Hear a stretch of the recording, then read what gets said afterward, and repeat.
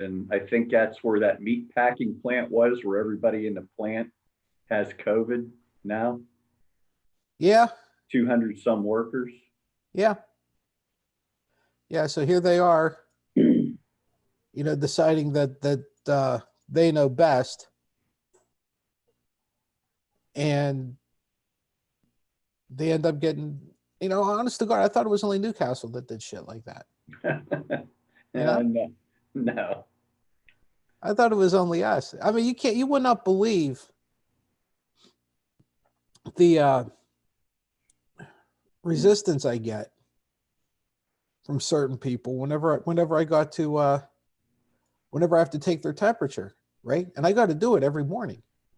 Every single Okay. morning I have to do it. Yeah, And my wife gets it in going in the morning, and if she goes off of her floor to another floor.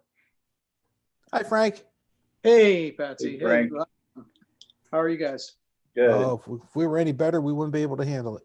Yeah, life's great. We were talking back and forth a little bit, and we talked about a couple of things. But one of the things that we talked about, and we'll get into the second one second, okay, Lou? Okay. Was we're wondering what is going to happen. Eventually, we're going to come back to some sense of normalcy, and it's not going to be the old normal, right? It's going to be as close to the old normal as we can get, but it's not. I don't think it's ever going to get back to that. And Lou was talking about some of the things he does during the day and how he's interacting with people, more distance, kind of like almost exactly what we're doing here, for his job and whatnot. And I said something along the lines of, I wonder how things are going to change, because normally change or progression doesn't happen unless there's a necessity for it, right? Just because you have a good idea or about how to do something better, a better way than we're doing it now, and pick whatever that something is. I'm not looking at anything specific, but better ways normally don't come into play or not normally implemented until there's no other choice, where you're Right. forced to do it. So we were Right. just thinking about, what do you think some of those things are going to be? Maybe nothing specific, but like in industries or what, under what umbrella, how do we see things how things are going to change now? And one thing that I thought of right off the bat, and because we're all kind of seeing it, was, we have a I don't want to say an old school mentality, but maybe maybe it is an old school mentality where in order to work, in order to do your job, you have to be at the office to do it. Where this idea of being able to work remotely is foreign to a lot of companies or a lot of businesses, especially whenever you're in a backwards or a smaller area like this, right? I don't think it's as foreign if you're living in a big city, Chicago, New York, LA, things like that. But whenever you're living in a place like this, it's a very foreign concept, and it's not very easily or very welcomed. It's not very, easily implemented or very welcomed by the ownership. Where now they're seeing that they don't have a choice, and they're going to see what the results are of people working like this. And I'm wondering if something like this isn't going to become more permanent. Yeah, I mean, I think that makes a lot of sense. I know that one of my roommates down in Baltimore, not Jorge, our other roommate, Dustin, works for an agency that does collections for a large broadcasting cable corporation. I won't say the name, but you can guess it starts with this letter C. They used to make him go report into an office. He managed a team of collections folks. Made absolutely no sense. He managed them just the same from his laptop at our apartment as he did driving, an hour to get into the office, and just wasted that hour, in the car, when he could have been taking that time driving up to a collection, location in Wilmington, Delaware or Philadelphia. So they finally realized, and they pretty much agreed with him at the outset of COVID-19 that they would shutter their office, and with no intention on leasing anything after this. So that was a sign to me. What you're saying is probably going to take hold to some extent. I'll give you one that I think might be a surprise to folks. We were leaning this way already with recent legislation, bipartisan legislation last year being passed to cut down on incarcerations, long-term incarcerations for drug offenses and things like that.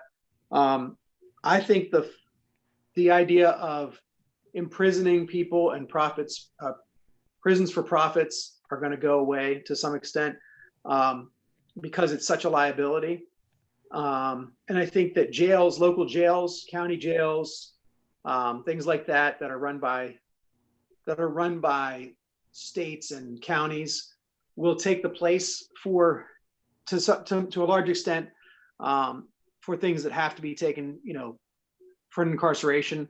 However, the liability is going to run a lot of those prisons for profits out of business, because how can you house large groups of people in those conditions when things like this could be coming in to wipe out entire populations?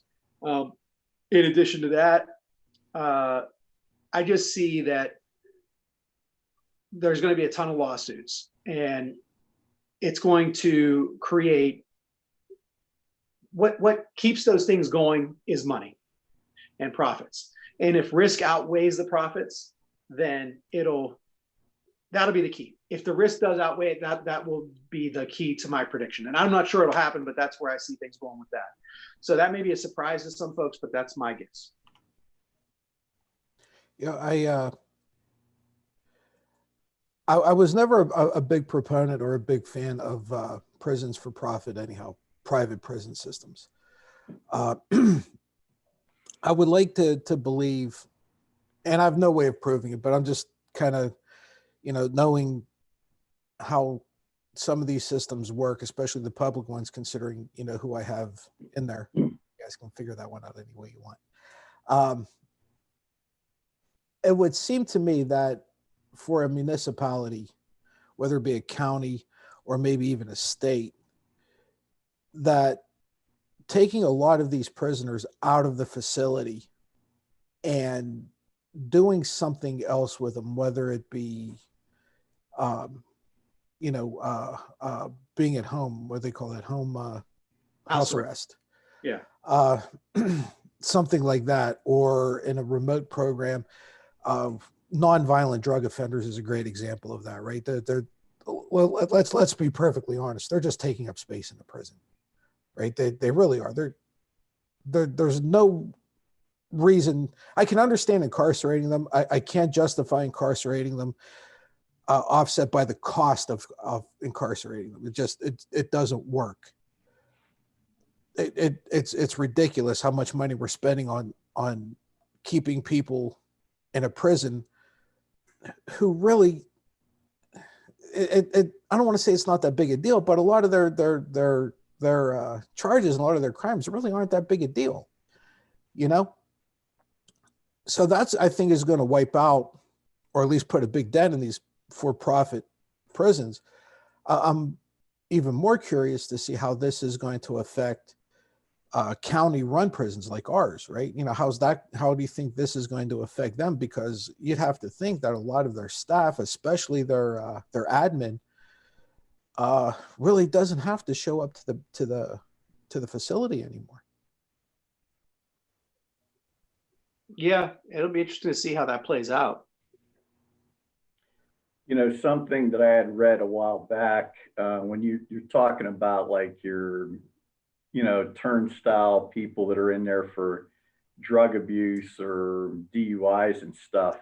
I think the cost they had figured was, if it costs $1 to send somebody to rehab, it costs $20 to put them in prison. So where's the money better spent? I've seen people in and out, and just sometimes if they go into a hardcore rehab program, possibly through the prison system, a lot of times they come out, being better for it. I'm not saying it's a cure-all, but at least they have it seem to have a better shot to get back into society. Lou, I had the good fortune of attending an addiction counseling or seminar through where I used to work at Maryland Legal Aid. And there was a behavioral health professional that came in and taught us about response to addictions, all kinds of addictions, and how, especially with drug addictions, sometimes it takes people, and this is a it was a mind-blowing thing for me. I mean, it may not be mind-blowing for you guys, but it was a mind-blowing thing for me. Sometimes it takes people 22, 23, 24, 25 tries at rehab.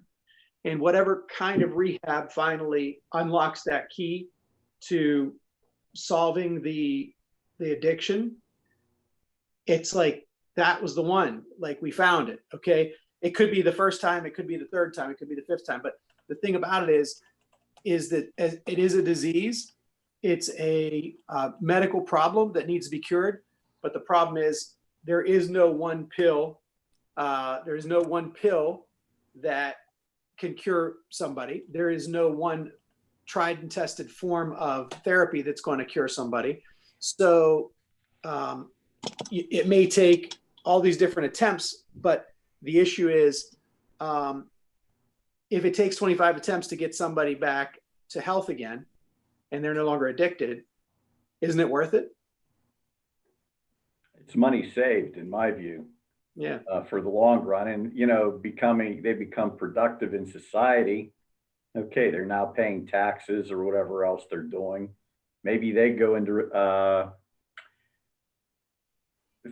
therapy, counseling themselves. I've seen that, where they become counselors.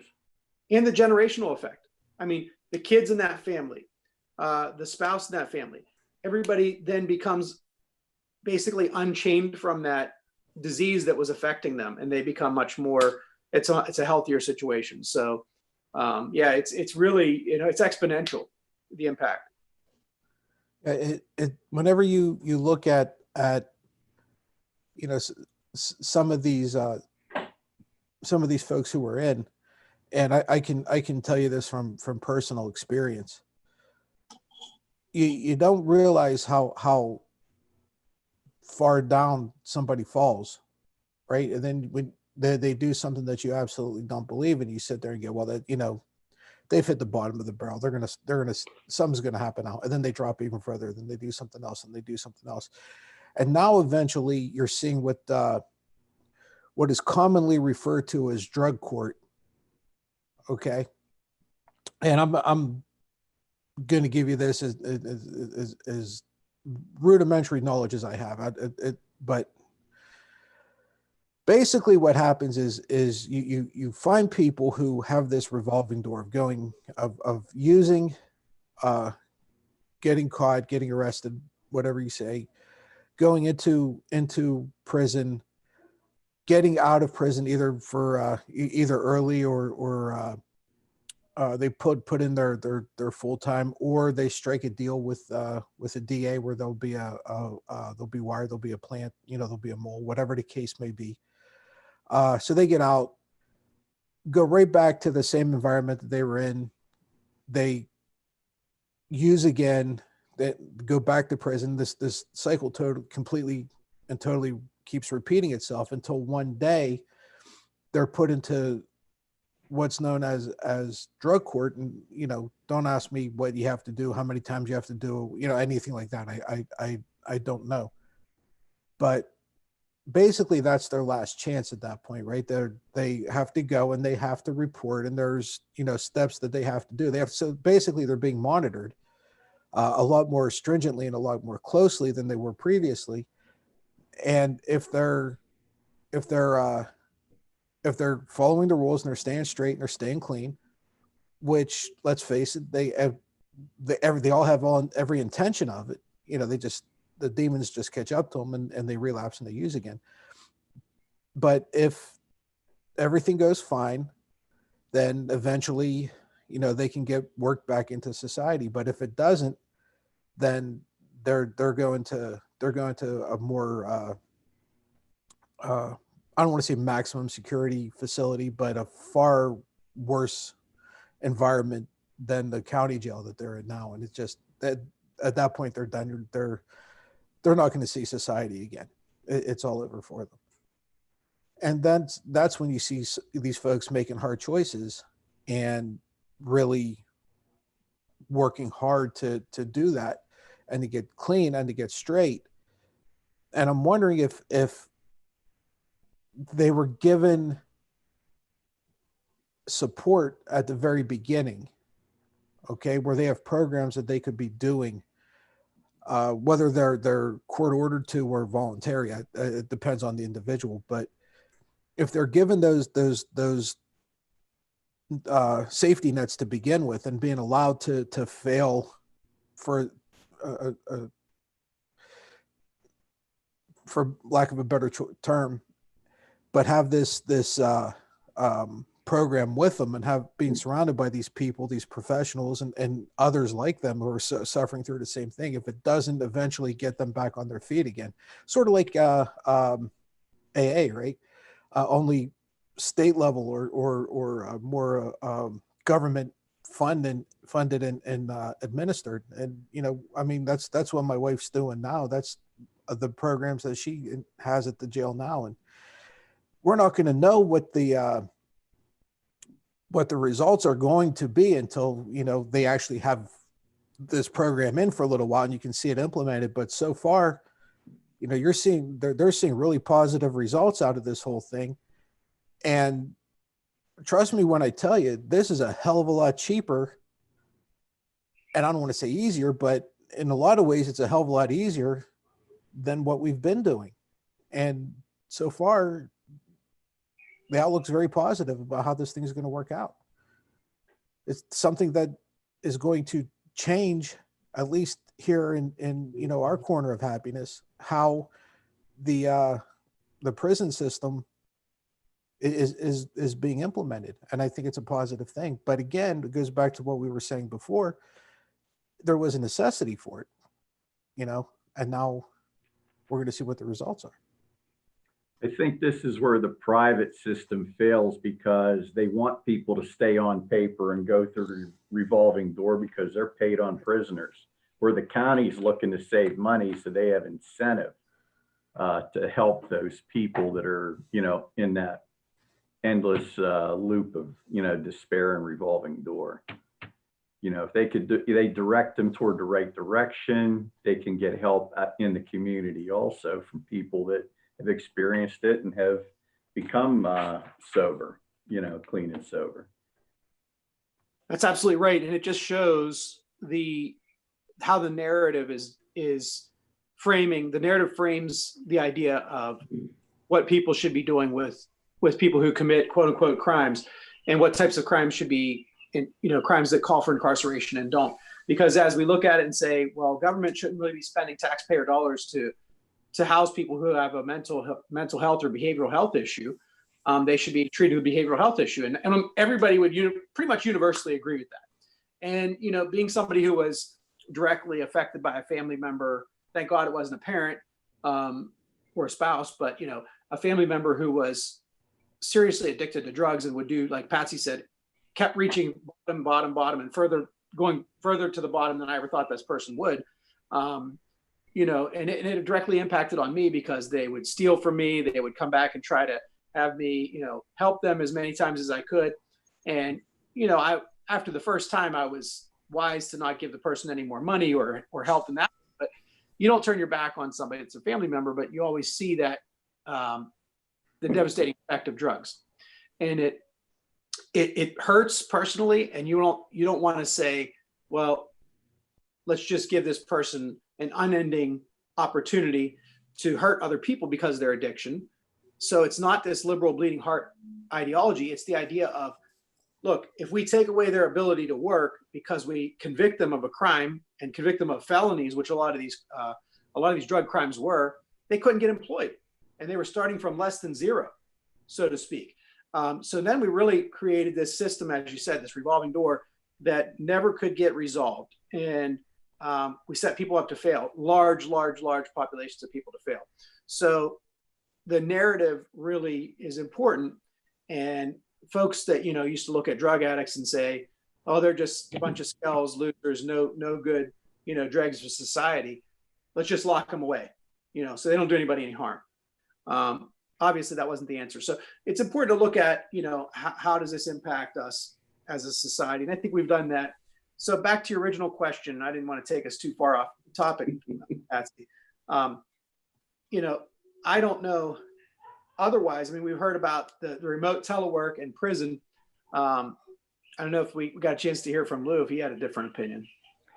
Well, I've been teleworking now for a number of years because our main office is Cleveland. It doesn't matter where I work because I pretty much have the United States as my territory, which is strange, but it's a little company. And, I'll, when I go to the office every once in a while, just to prove I'm alive, that's when I go pick up some supplies. I'll make some appointments that way toward Cleveland. But, you know what? Even the boss is realizing she can do her job as long as she has her laptop also. Maybe the two women that are in the office can't because they kind of have to be there for certain things, taking care of the people in assembly and warehouse, but pretty much her and I, and there was another salesman before they canned him about 4 or 5 months ago that, you do what you're supposed to do. And I think from studies on people working out of their homes, they're actually more efficient. Like there's times during the day, like I'll run and do things, doctor appointment or this and that, but because I'm covering both coasts of the United States, there's a lot of times where at 5 and 6 and 7 o'clock in the evening, all of a sudden I'm working again because in California, they forget it's 7 o'clock Eastern Standard Time. It's 4 o'clock there. It's winding toward the end of their day. I've done many things late in the day for people out there to make sure it's rolling for them in the morning. So, you can't, to me, it's like, well, you're supposed to work 8 or 9 hours, whatever. Somebody working from home tends to pick up the extra slack when needed, and it's not ignored because they've walked out of the office. Especially now, your phone's synced with a laptop, your phone's synced with, no matter where you are, they could find you. Not like the old days when you had the pager and you could claim you were out of range. So, and had to find a payphone when you're in the middle of nowhere to call in. It's a different time, and that was only 20 years ago. Yeah. You make a good point, Frank, or Lou. Whenever you're going to an office, you're basically going and working for X amount of time. And generally that's it. Now, whenever you and I met, I wasn't, well, neither of us were working X amount of time. I mean, we went home at a certain time, but how many days or how many nights on that second or third shift, I was getting a phone call, get over here and fix or, reprogram this one because it's not working right. Or, we had the only machines in the entire world that would, for whatever reason, decide to move hinge locations, just all by itself. It just, because there was no way anybody was taking blame for anything. It was the machine's fault. So whenever you have that dynamic, you're almost constantly working, right? I mean, you're always working. It seems like you're always on the clock. Okay. But you make a good point. Whenever you work from home, you almost feel obligated to work. I don't want to say more or harder, but for your production to be higher. You know what I'm saying? You don't necessarily have to work harder because you can work as hard as you can work as hard as a dog and never get anything accomplished. But your production seems to grow and go up whenever you don't have to go into the office. So you almost feel obligated to do that. And I think whenever employers start to see this, or they start to see how people's production either stays the same or more than likely will go up, that I really think a lot of these folks are going to rethink this idea of forcing people to go into the office. Well, and I think there's two possible downsides to this too, though, and I've seen it happen a little bit from what Lou's saying, and I've seen it happen personally, in the service industry, which, I think basically it sounds like Lou's working a lot in that at this point, and I do a lot of that. There really is no off hours. If somebody calls me at 8 o'clock at night and said, my son was just in an accident, or my son just got arrested, my daughter just got arrested, you're at work. All of a sudden you're working, and you better put on your hat and make the right decisions, make the right calls, be thinking like a lawyer, and make the right advice for that person. So if that happens for a lot of sectors of society, it's hard, because when you're at home, how do you delineate between, what is work and what is home life? And when your bosses realize they can basically step over that line, there is no boundary, because, hey, this came up at the office, we need you to work on it now. We have to probably then figure out, how do we set those boundaries as a society? Is that going to be on a case-by-case basis? I could give you an example. In France, they basically said, when somebody's on vacation or there's a holiday, you don't email them. They're not allowed to be connected to email. They made it illegal, because they're like, you know what, you're ruining this person's vacation and their holiday by continuously emailing them work stuff. And people were becoming frazzled, and they saw that as a society, and they said, we have to address it. So I don't know that we'll ever get there, but it's something. Hello from the Death Star. Hello, everybody. Hey, Grant. Master Grant, the boss let you slip away for a minute. Yes, I did get away.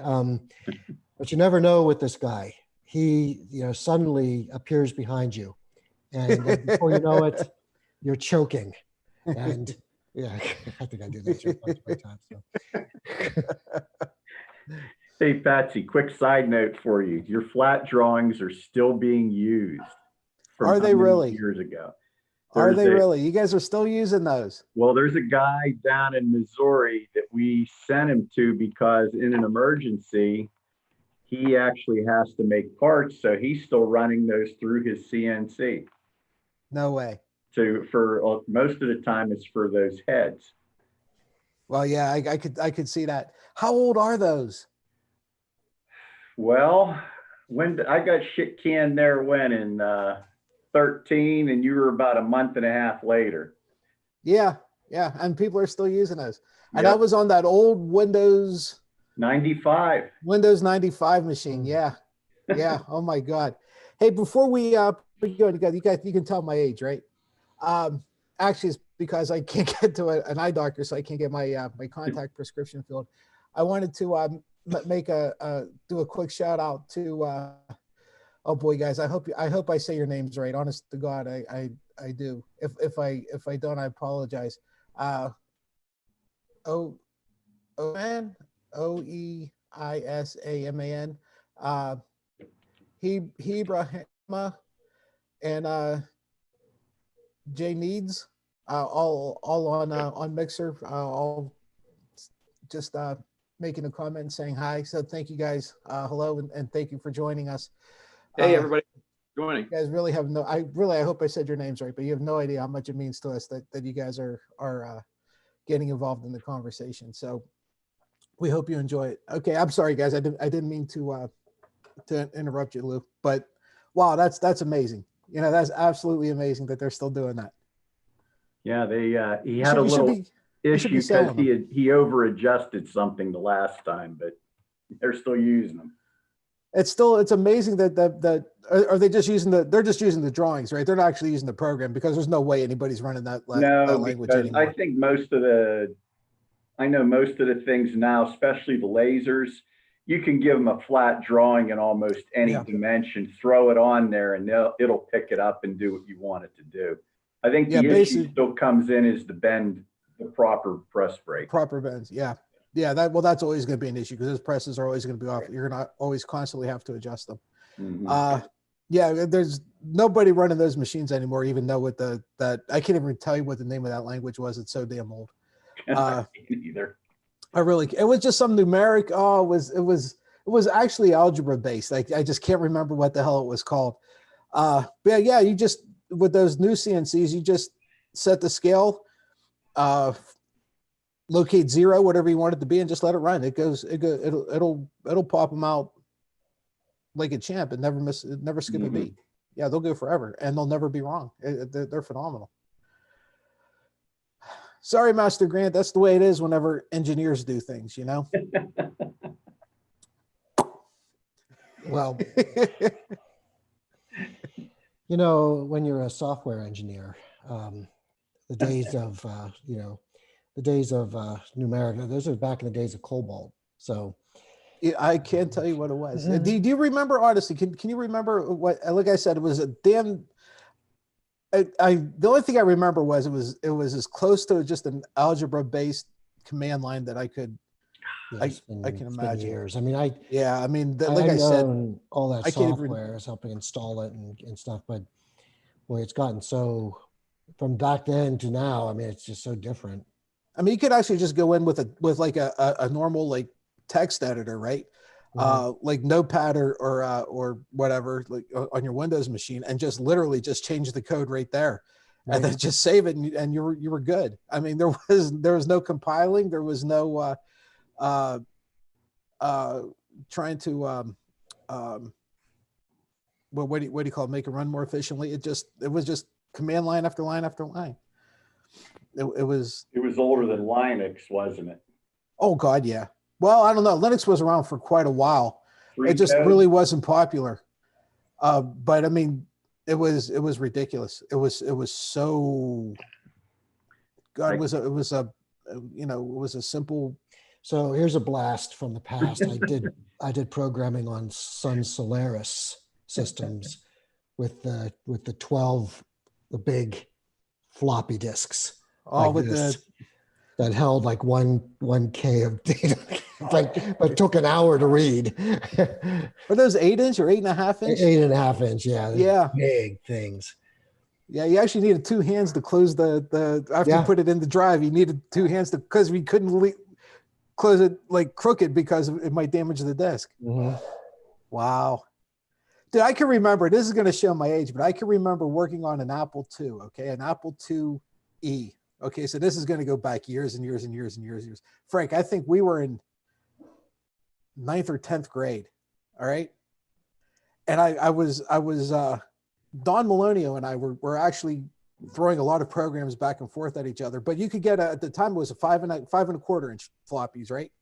And they actually sold like it was almost like a little punch. So you put it on the edge of the desk and you punched it, you know, like you'd punch a card, like for coffee, right? So you could use the other side of the disk. So you could flip it over because Apples were only one-sided, right? It wasn't like IBM's where they could read and write on both sides. Apples can only read on one side. So you doubled your capacity by notching the one side, because the notch, whenever the drive noticed a notch, you could write to it. But if it didn't notice a notch, you could only read from it. Okay. So if you ever wanted anything that once it was on there couldn't be erased by the computer, you would get a piece of tape, or sometimes they actually sold the tape, right? And you just covered up the notch so it wouldn't be overwritten. It was killer. It was so. Now we just damn near barbaric. Now we just click a radio button on a program, read only, write, those kind of things. People don't remember that. I do remember that, Patsy. That was wild. You could just punch a hole in it and tape it back over again. It's almost like the cassette tapes. Remember, you used to peel off that little tab. Yeah, remember there's a tab right on the top, right? You pop it off and you couldn't. Well, discs was the opposite way. Right. Yeah. If the hole was there, you could write to it. It's hysterical. Wow. Yeah, we are showing our age, honest to God. Age. Speaking of age, I got a question for you guys, and I'd love to take a little survey and just respond how you would internally respond, but verbalize it. And hopefully this won't be painful in any way. And I'll give my answer too. Let's say you're working somewhere and you come in to your boss's office or a colleague's office. Let's even make it better and say it's a colleague's office. And you say, I've got this kind of new issue that came up. It's a new problem for me, engineering wise. I've never encountered it before. And I'll start with you, Patsy. And your colleague says, but you've got a beat on it a little bit. You've kind of started your research, Patsy. But your colleague says to you, oh, I know this guy from where I used to work with in North Carolina. Why don't you call him? Here's his number. Give him a call and ask him about that. Gut reaction immediately. You won't say it out loud to your colleague, but what's your first thought when they tell you that? Oh, geez. What is my first reaction to that? Yeah, internal reaction. I'm thinking, what's the area code? What's do I have to dial 9 first? Or do I have to dial not 1, then 9, and then the area code? Just how am I going to do this? Yeah. Do I know it? Do I have to look up, yeah, it's different. All right. Master Grant. For? Yeah, First, absolutely. I want a candid response. I just want to hear what you feel in your gut when somebody, Yep. Master Grant, you're in your First- dojo. Well, let me change it up for you. Okay. You're in dojo and a new student comes in and says, I used to take a similar class out in Iowa. And this is the way we used to do it. Why don't you call my master out there and ask him about it? What's your first reaction? Well, okay, because I have dealt with this, and and I allow the person to show me what they know, and because I'm open to see it, and we'll take a look at it and say, yeah, that's got some benefits, and that's wonderful. Now here's the right way to do it. No, I'm kidding. That was a joke. But no. I'm always open to interpretation of katas, of techniques, of everything, and so. Yeah, I'd like to see it and show me, and I would take it apart and examine it and review it, and and we may say, well, this is the way we do it, and we do it this way because, and we explain why, and I constantly say there is no one system, even though you can ask 10 different, for example, karate instructors about one technique, and you get 10 different answers. There's no one way is the only way. And anyway, I'm sorry, I got kind of long-winded, but that's how I've dealt with that in the past. And then to answer the one you gave to Master Patsy there, my response is, how much does he charge? I love it. Good ones. Lou, you go with whatever one you want to go with, Lou. You give me your gut reaction. Well, my warped mind sometimes, depending on the mood I'm in, goes back to the Homer Simpson's 3 rules of life. It was like that when I got here. We've always done it that way. And the third is great idea, boss. How much, Lou, really, but for everybody, how much does it kill you? Does it just make you want to stick a pencil in your eye whenever you ask somebody, well, why is this, whatever the thing is, whatever that thing is, why is this like this? And what do they say? Because we always done it that way. Yeah. Oh God, it makes me crazy. And yeah, I'm sure. The thing is when I hear that, my first reaction is, okay, does the person that you're telling me to call have a better idea? Is it better than this? Yeah. Should we take a look at it? Maybe it's worth looking at because, I'm always looking for, ways to better do things. And I don't know, was it Bill Gates? That's one of his rules. He finds the laziest person in the room and gives them the hardest job because he said the laziest person will always find the shortest way to do something. Easiest way to do it. Yeah. I'll tell you guys a quick story. That is great. We had a girl, brand new engineer. When I say brand new engineer, I mean she was maybe weeks out of college. Okay, comes walking through our shop, and she was employed for a few days, and she comes walking through the shop, and at this point, I'm still kind of taking her around to different things and kind of giving her the Reader's Digest version of how things work and what our workflow and things like that are. But we go over to the area, the quality area of our floor, and there's a desk there, just like like just imagine a desk. First thing you think of whenever I say desk, imagine that. And there was a pencil sharpener on the desk that was, screwed into the top of the desk. And she looks at me as serious as a heart attack, and she goes, "What's that?" She was clueless, right? And I said, "It's a pencil sharpener." And she goes, "Oh," and that was it. And I was like, "Do you know what a pencil sharpener is?" And she said, "Well, you sharpen pencils with it, because it's pretty obvious." And that's how we are, right? It's like, yeah, you sharpen pencils with it. And I said, "You know how to use it?" And she said, "I've never even seen one before." Wow.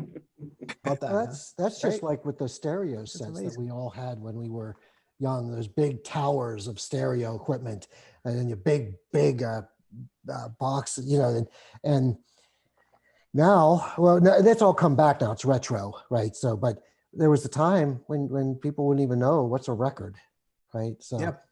Sir Frank, what's your answer to the questions? Well, the way I framed it, I'm basically looking for help. So in that situation, I appreciate it. I definitely, my first reaction is that I appreciate they had somebody that dealt with this before.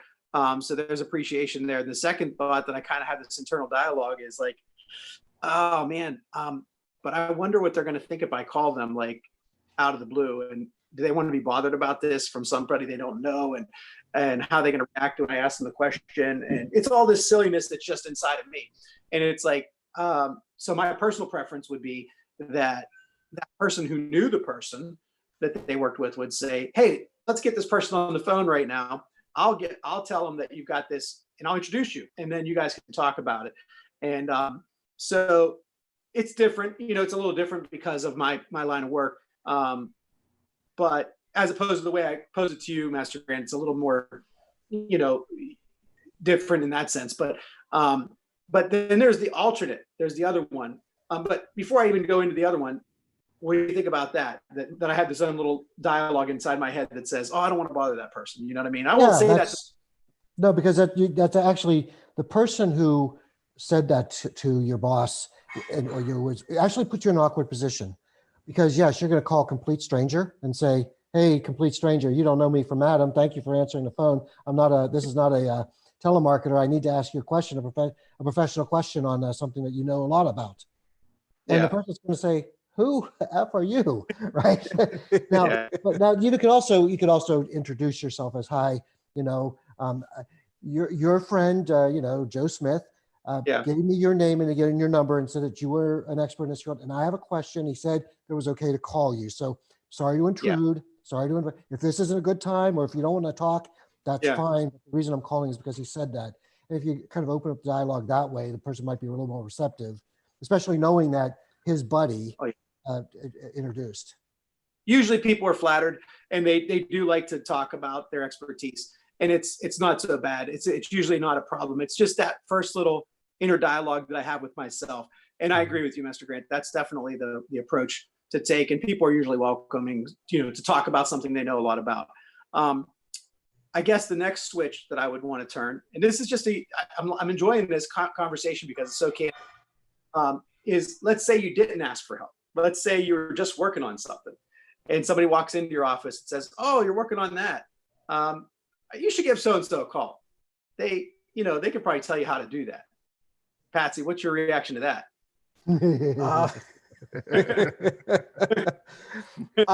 But my initial reaction is, yeah, thanks.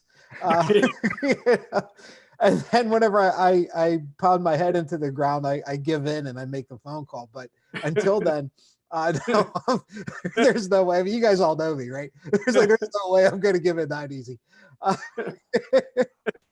We've had that. Lou and I have had that a few times. In fact, Master Grant, I've had that a few times too. Where it's just that, no, I'll figure this out, and then eventually you give in and you go, "Oh shit, yeah." Hello. I was just thinking if that was, there was one person that worked there. Remember, she used to brag about her degree from college, and Patsy shuts her down and says, "Must be awful easy to get looking at you." You know, I'll rephrase that. She had an MBA. She got her MBA. MBA, right? And she was really, and she liked to throw it up in your face all the time. And finally I had enough, and she mentioned her MBA again, and I finally looked at her and I said, so and so, let me ask you an honest question. I said, I'm not fucking around. I need an honest to God answer from you. And she said, okay, what is it? I said, when are you going to get a real degree? You know, Lou about pissed himself. You know? It was sad. I really didn't mean to do that. I really did, because it's so something I wouldn't do. But boy, it was just one of those days where everybody on the floor was already giving me a hard time, and a couple of those guys who normally give you a hard time were just impossible to deal with, and I was in a bad mood, and it was terrible. But in fact, I was real close to testing. I think it was for my second Dan at the time. Right. So, you know, Master Grant, you're under a little bit of pressure anyhow, right? I mean, yeah, you did the first one, but it's like the second one for me was far harder mentally than the first one was, right? Your first Dan, I think it's just, you're so excited, but your second Dan, now you realize what's expected of you, and it made it a little harder. So I was under a lot of pressure to be, I'm making excuses left and right now. I understand that, but yeah, Lou damn near pissed himself. I mean, he was hysterical. I think Dina was sitting in there at the time too. I think she fell out of her chair. Yeah, she did. She sat behind me. Remember she was behind me. Yeah, she does damn near pissed herself too, because she couldn't stand this girl either. Guys, you have no idea what a fun place that was to work. Oh my God. So who wants to take that one on next? Let's go to Master Grant. Oh, thanks. So yeah, of course. So you know, actually something similar happened to me like not too long ago, like a few days ago. A fellow who I work with just said he was questioning me and wanted to see my code. And I'm like, who the, like, where do you think you are? I want to look at my code. I go, it's fine. So that was what was going in here, right? Like, you know, but I did acquiesce, and I opened it up and we went through it. Actually, we found, he didn't find, I found a mistake, and I wasn't looping enough, but it was good that we did that, because because then I did see that there was a flaw. And so it was a perfect flaw, but it was still a flaw. But yeah, that was tough. That was tough because inside I was just like, you know, who do you think you are? And asking, rah, rah, rah, rah, rah. But Candidness of this, I absolutely love the candidness of this. It was great. Lou, I think you kind of coattailed with Patsy, but how about your personal response? My reaction half the time is like Patsy, because I'm into something. It's like, you know, I'm doing this, and unless I ask for help, I don't want you giving me advice, which is probably a bad thing, but that's just my personality. You know, when I get deep into something, you know, I want it done, and I want it done now. Maybe I'm too fast at wanting it done, but you know, I've learned to back off at this stage of my life, but that took a lot of practice. Well, Lou, you had quite a few people that were on our floor who were more than willing to tell you how to do your job. Oh, all the time. All the time. That's why I hid that's like when Terry left, I jumped on that desk and they were pissed because I went in with you and Dina over there. Yeah. We were the outcasts. Yeah, we were. We were the only people that got shit done. Remember the day that the office manager decided he was going to tell me how to engineer something, and I told him, come and get a desk and sit beside me, and we can work on it all day long. Yeah. It was a great place to work, honest to God. He turned around and walked out. I'm sorry, Frank. I mean, Lou and I can go on forever. I'm sorry. No, this is perfect. This is beautiful. This is what I envision. You know, I'd love to have one day a week where we do stuff like this. You know, this is great. So, yeah, my reaction is always that internal voice is like, I analyzed it. You know, I really did. This is one of the things that brought it up for me. is I started to think, why do I have the internal reaction that I do? Because my internal reaction is much like all three of you guys. It's more like, wait a minute, what makes you think that I can't do this without calling somebody else? Why did you even think that, first of all, to say it to me? So, Yeah. but then, I say that out loud. But I analyzed, why do I feel that way? Why is it that I don't take it as the same help that I take it as when I ask for help? Because they're not coming at you with the thought that you can't do it. They're coming at you with the thought that Lou talked about earlier, which is Bill Gates saying, let me pick out somebody to get to this quicker, because that's what I want. I want to get this done efficiently. So that's what they're coming at me with, hey, I'm going to help you get this done efficiently. I know somebody that's done it already. But that's not my first thought. My first thought is, dude, I got this. You don't have to tell me. So, and if I don't got it, I'm going to figure it out, because here's where it comes from. At least I think where it was programmed into my brain was when we were younger, Patsy, usually, I mean, in my household, and I think in your household too, at the end of school day, you walked home and you took your key out and you opened the door to your house, and it was you and then your little brother and me and my little brother. And there was no mom and dad in the house when you got home, because they were still at work. So then this whole house was there for a 12-year-old to cook dinner, to go through the mail, to answer the phones when they rang, to do whatever it was to run a household at 11, 12, 13, 14 years old. And you're like, well, I walked home, I ran the house for a couple hours, and I was 12 years old and 13 years old. You don't think about it too much, but that pretty much puts you in the mind frame that, like, yeah, I got it, man. I got everything. Don't even worry about it. Like, when your parents let you do that kind of stuff, it was unintentional, but it was society. We were the first generation of the latchkey kids, where it was like, yeah, go take care of it, man. Like, you're on your own. Not in a bad way, but we just grew up like taking those kind of risks and, going out and jumping our bike off. I can remember, like, well, let's do this stunt. Let's take our bikes and ride them off these steps because it sounds like fun. Has anybody ever done it before? No. But I bet you if we like pop a wheelie and pull our back wheel up, we can land it to the bottom of the step. Right? And you guys get it, right? This is what it's all about. So, like, doing those kind of things growing up, it makes you feel like you can accomplish it. You don't need somebody else's help. Yeah, I think there's a lot of truth to that. I can remember, what it was like, going home and being a kid, and all of a sudden you have all this responsibility, right? We were the first really generation to do that. We never had the advantage of having people come before us able to do that and to kind of show us how it's done, right? We had to figure this stuff out on our own. So whenever you take a lot of your most impressionable years where you are the people who are responsible or have to call the shots, you tend to get maybe a little defensive is a pretty good way to put it. Whenever people question either your ability to do something or your methods in which you're doing, because why are you even bothering to question me? It's almost an attitude type thing. It's like, hey, wait a minute.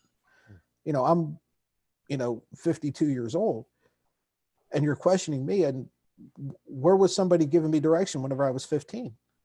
It wasn't there. Don't question me now.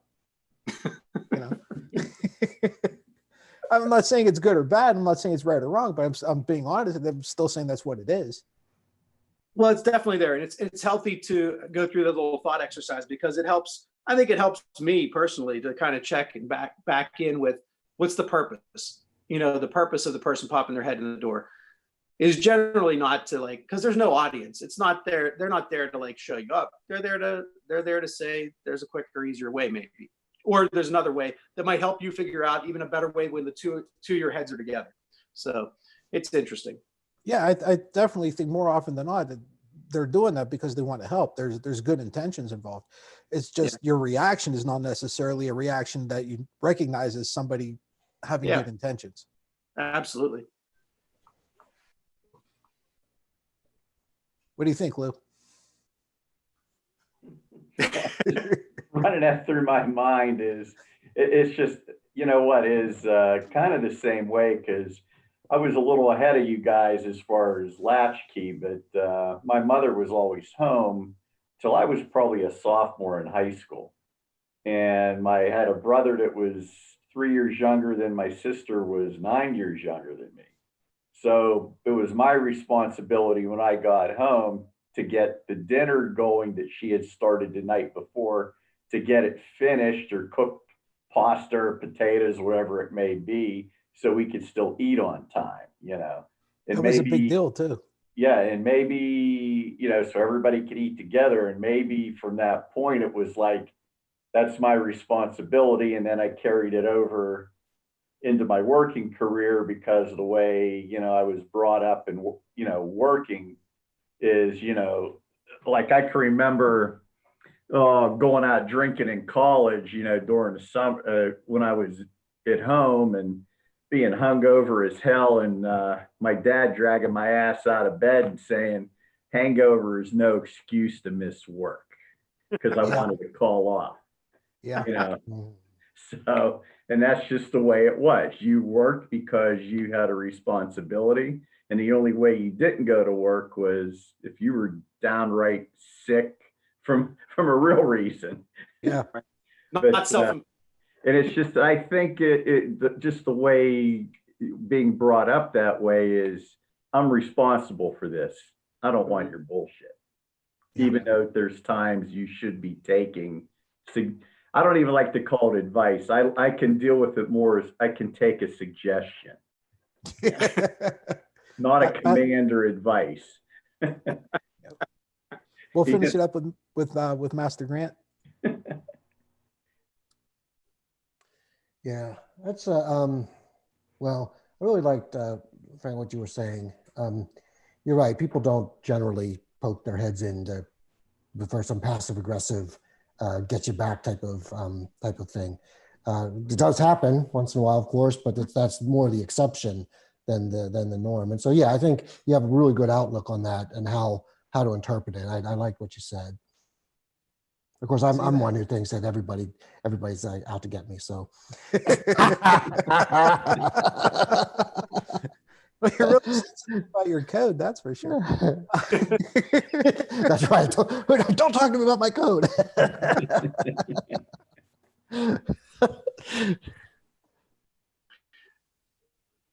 Well, I think you know, unless there's any real big topics we want to cover, this might be a good spot to end it for the day. What do you guys think? I that'd think be a good because idea. if we start on to today's events and some of the things I saw, we could go for 2 more hours. Yeah, probably. Yeah, I don't think that would be too hard. You want to make an announcement about who'll be joining us tomorrow, Frank? Yeah. We got a good friend, an attorney from Tennessee, who is going to be joining us. She's joined us on our audio pod before, Phyllis Ram. We're really excited and honored to have her on this. Yeah. Yeah, Phil will be on with us together as a group. She'll bring a lot to the table. She'll give us a lot of different perspective. Just having a female voice again on the pod with us is great. Having a woman of color is great. She's a super intelligent,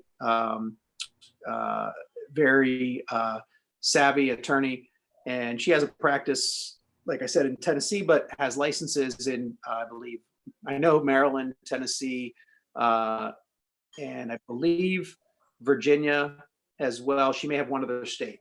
So does a lot of employment law, has a varied background, but just going to be a great addition for us tomorrow, and really looking forward to that. That sounds fantastic. I honestly, you know, Lou, I think is probably the only person that hasn't been on with her. You're gonna love her. She's absolutely fantastic, and what she brings to the table is a perspective that is legit and honest and perfect, and just she's gonna be great. So why don't we kill this, Frank? You wanna Bye, Master Grant. All right, bye guys. Thanks. Okay, thanks, Master Grant. I'll talk to you later. Okay. Okay, sounds good. Bye. All right, bye-bye.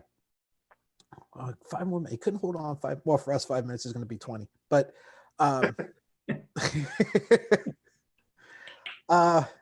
yeah, Frank, let's wrap this up. All right. Good show. It was great. I loved the responses everybody gave. That was so much fun for me. Yeah, me too. Me too.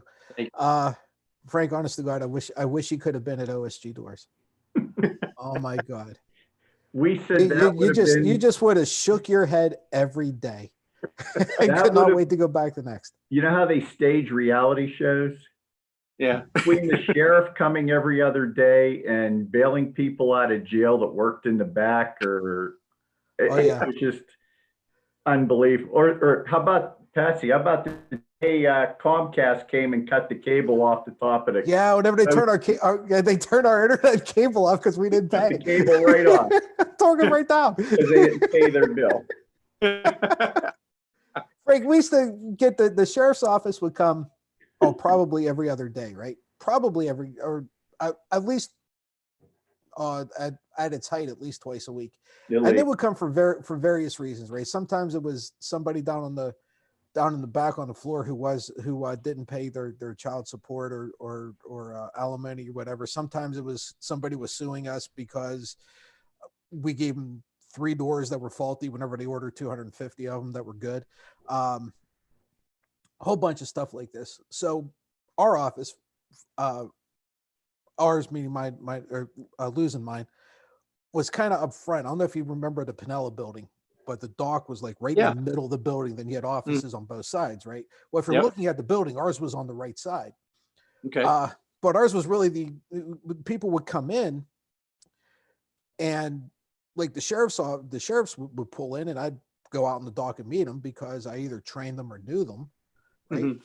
And Lou, how many times by the time I got done bullshitting with one of the deputies was the word all the way down in the back that I was getting arrested? Oh yeah. That's getting arrested. No, but one of you might be. Oh my God, Patsy's he's going to get. What did he do? It was one of those things. And I was like, people, I trained them. My wife works in a prison. You get to know people. Oh my God. It was the best. Oh, it was so much fun. Despite Lou's half sister. Yeah. That was unreal. Some characters there. Oh, we had characters. I'm sorry I missed out on. I'm going to try to relive it as much as possible through you guys' stories. It sounds great.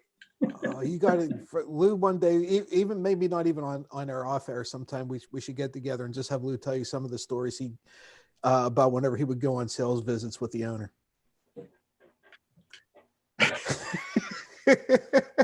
Those are things we're not going to put up on Twitch or YouTube or Mixer. There's no way we're putting those ones up.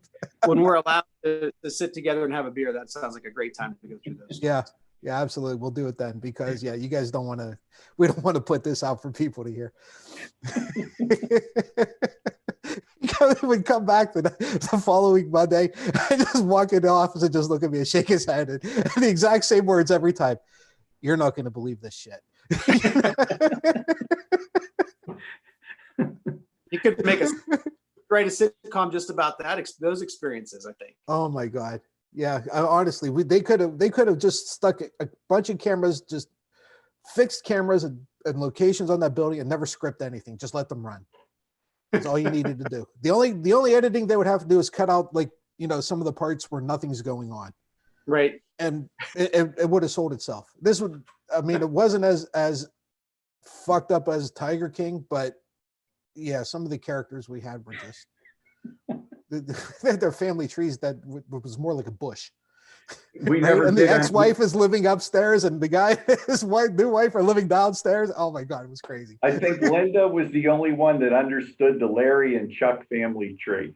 Yeah, I had Frank, that had to be explained to me like 5 times because I couldn't get it the first 4. It just didn't work for me. I know we've got Italian families, right? It didn't work where everybody's our cousins, and even if we don't know them, they're our uncles, right? Yeah. Yeah. No. It's a bush. It doesn't. It's just a bush.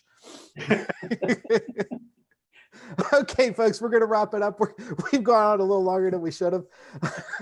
Look goes. That's a faithful. The flashbacks are coming. Like a bad acid trip that's coming back. It was terrible. And one day I got to tell you about the donuts that I had to get every Thursday. Oh my God. Oh my God. Anyhow, take us away, Frank. Let's kill this. All right, brother. Tons of fun today. Let's meet up tomorrow.